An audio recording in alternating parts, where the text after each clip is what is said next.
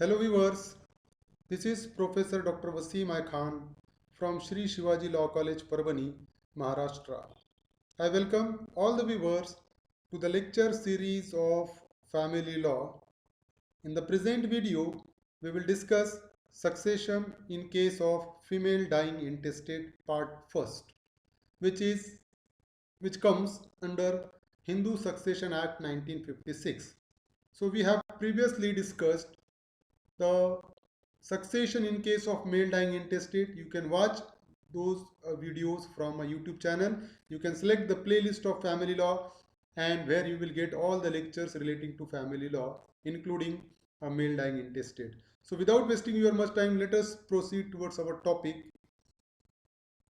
So that provision is mentioned under section 15, general rule of succession in case of the property of female Hindu. So the property of female Hindu dying intestate shall devolve according to the rules set out in section 16. So in that manner, the property of female Hindu will be distributed among her legal heir. That rule is set out under section 16. तो जो rule जिसके हिसाब से property distribute होंगी legal heirs में, वो rule section 16 में describe किए वाले हैं. सेक्शन 15 में पर्सन है जिनको प्रॉपर्टी जाएगी, वो person.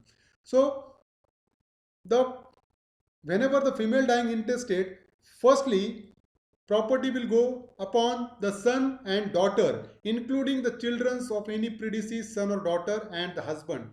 So whenever the female dying intestate, first of all property will go to her son and daughter. If there is no son and daughter, then their children, including their children and the husband. So जब कभी भी किसी हिंदू की अगर death होती है, उस situation में क्या होगा कि फीमेल की डेथ होती है तो उसकी प्रॉपर्टी पहले हम देखेंगे उसके सन और डॉटर और हस्बैंड है क्या. अगर है तो प्रॉपर्टी उनमें डिस्ट्रीब्यूट हो जाएगी.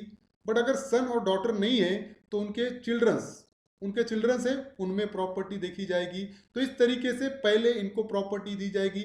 If there is no son, if there is no daughter, if there is no husband, then secondly upon the heirs of the husband.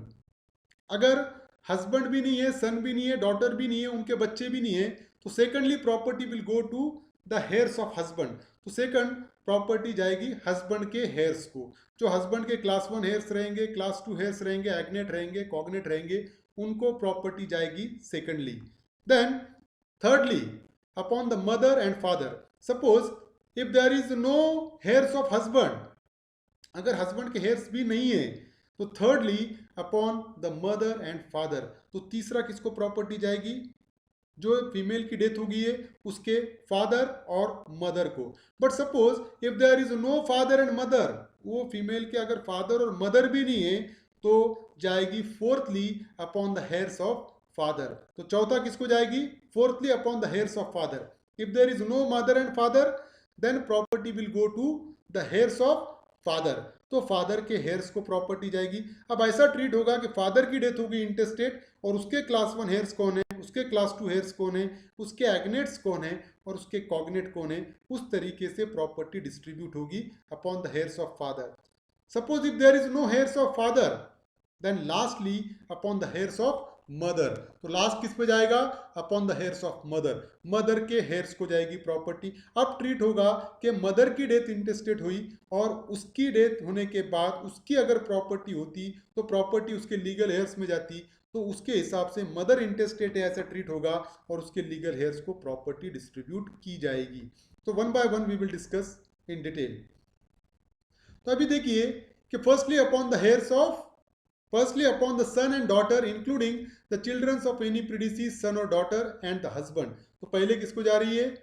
पहले देखा जाएगा, suppose if this particular lady is an intestate, if he left behind son and daughter, if there is no son and daughter, there are a children.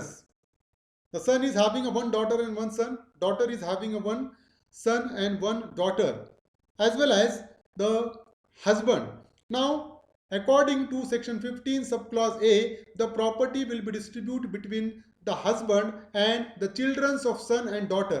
Suppose तो इस situation में क्या होगा कि property distribute होगी हस्बैंड और सन and daughter के children's में. फॉर एग्जांपल हस्बैंड को मिलेगी 1/3, सन को मिलेगी 1/3, डॉटर को मिलेगी 1/3। जो सन का 1/3 है वो उसके बच्चों में इक्वली डिस्ट्रीब्यूट होगा। Likewise the share of daughter will be equally distributed among her children. तो ये फर्स्ट था। Then secondly, if there is no son and daughter and husband of intestate, then property will devolve, तो husband के hairs पे जाएगी। अगर सन, daughter और उस पर्टिकुलर फीमेल का अगर हस्बैंड नहीं है तो secondly upon the heirs of husband. The entry lays down that on the failure of heir in the entry A the property will devolve as if it is a property of her husband, last husband at the time of death. अब secondly, if there is no heirs in the first category, the property will go to the heirs of husband. husband के heirs को property जाएगी। अब ऐसा treat होगा कि husband की intestate death हुई, अगर husband की डेथ होती है तो उसकी प्रॉपर्टी उसके लीगल हेयर्स में जैसे डिस्ट्रीब्यूट होती थी उसी तरीके से उसके लीगल हेयर्स में डिस्ट्रीब्यूट होंगी। For example, suppose if she dies intestate and he is a husband, suppose husband की अगर डेथ हो गई है, उस सिचुएशन में हस्बैंड के क्लास 1 हेयर्स को प्रॉपर्टी जाएगी, हस्बैंड के क्लास 2 हेयर्स को, उसके एग्नेट को और उसके कॉग्नेट को। अब देखा जाएगा कि हस्बैंड के हेयर्स कौन है, हस्बैंड के क्लास 1 हेयर्स, मतलब हस्बैंड के क्लास 1 हेयर्स में उसकी मदर आ गई, उसकी वाइफ आ गई, वाइफ की तो डेथ हो गई भी है, उसके चिल्ड्रंस आ गए, उनके चिल्ड्रंस आ गए, उसके क्लास 2 हेयर्स देखे जाएंगे, उनके एग्नेट्स देखा जाएगा, उनका कॉग्नेट देखा जाएगा। तो ये second upon the heirs of husband. Then entry C, if there is no heirs of husband, then on the entry third there are only 2 heirs, father and mother of the proposita. तो अब जो female की death हो गई है, अब उसके father and mother है क्या देखे जाएंगे। तो ये suppose if she is intestate and she left behind a mother and father, under such a circumstances whatever the property of an intestate female that will be equally distributed among mother and father. तो जो female की जो property थी वो mother and father में equally distribute होंगी।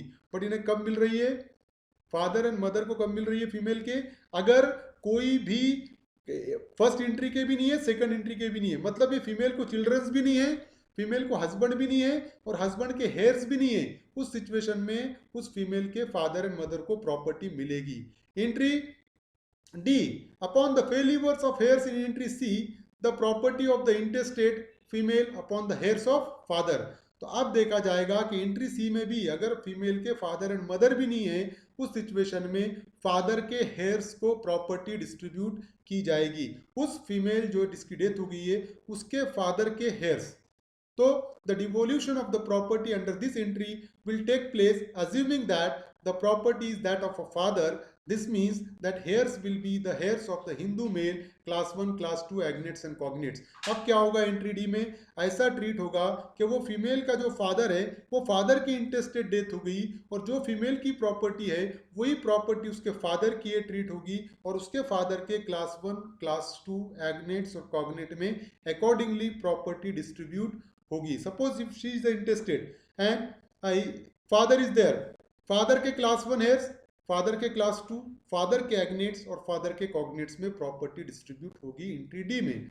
पर suppose if there is no entry D, मतलब फादर के भी हेयर्स नहीं है, उस सिचुएशन में entry E, upon the heir failure of heirs in entry D the property will devolve upon the heirs of the mother. अगर entry D में अगर कोई भी नहीं है तो उस सिचुएशन में जिस फीमेल की डेथ होगी उसके मदर के हेयर्स को प्रॉपर्टी डिस्ट्रीब्यूट होंगी। So the devolution of property of the proposita will take place here as if it is the property of the mother. This means heir of Hindu female from entry A to entry C. अब क्या देखा जाएगा कि अब उस जो इंटेस्टेड है female उसकी माँ के हेयर्स, मतलब जो सेक्शन 15 में एंट्री ए टू एंट्री सी बताए वाले हैं उसमें प्रॉपर्टी डिस्ट्रीब्यूट होगी accordingly upon the entry upon the heirs of mother. So these are the particular person who will get the property of any female dying intestate as per provision of section 15.